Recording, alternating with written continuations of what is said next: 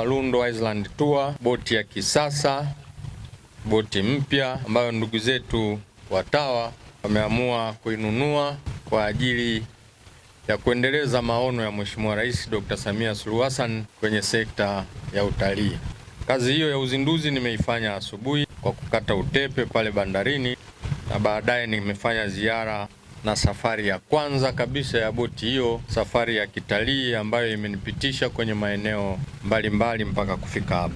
Nianze kwanza kwa kuipongeza TAWA kwa maono yao na ununuzi wao wa boti hii ambao unaenda kuongeza value kwenye sekta ya utalii kwenye ziwa Nyasa. Upatikanaji wa boti hii, lakini upatikanaji pia wa vifaa vingine kwenye sekta ya utalii ni uwekezaji mkubwa ambao Mheshimiwa Rais ameamua kuufanya kwenye mikoa ya kusini, haswa mkoa huu wa Ruvuma. Boti hii ina thamani ya shilingi milioni 200. Si fedha chache, fedha ambazo unaenda kuziweka kwenye maji ziwe zinaelea. Kama umekosa utashi wa kisiasa, kama umekosa wito wa kiutalii, unaweza ukasema hizo hela nizipeleke kwenye eneo lingine, lakini Mheshimiwa Rais kwa kutambua umuhimu wa utalii ameamua fedha hizo kuziweka ndani ya maji humu ili ziweze kutumika kuwasafirisha watalii. Kisiwa hiki na maeneo mengine ya utalii ndani ya mkoa wetu ni maeneo ya kimkakati. Kisiwa hiki kinaweza pia kutumika kama sehemu ya utafiti, na wamenithibitishia inafanyika hivyo. Wanachuo mbalimbali wamekuja wakifanya tafiti juu ya uwepo wa rasilimali ndani ya ziwa letu.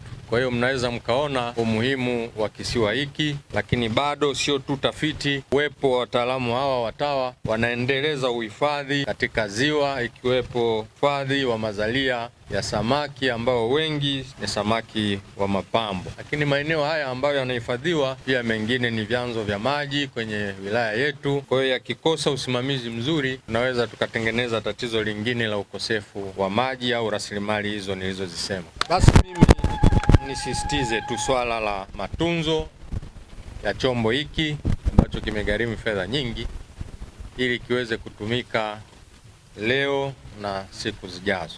Sisi kama wilaya tunao ushirikiano wa karibu, serikali ya wilaya na wasimamizi hawa TAWA wa kisiwa hiki.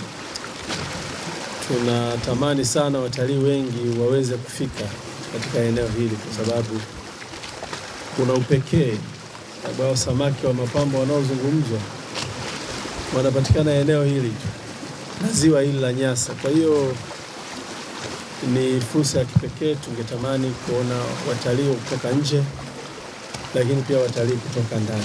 Jitihada ambazo zimefanyika zimepelekea tangu mwaka 2023 mpaka 2025 Disemba tumeweza kupata wageni takribani 752. Kati yao wageni 751 ni wa ndani kwa maana ya wakazi, na 15 ndio kutoka mataifa mengine ya nje.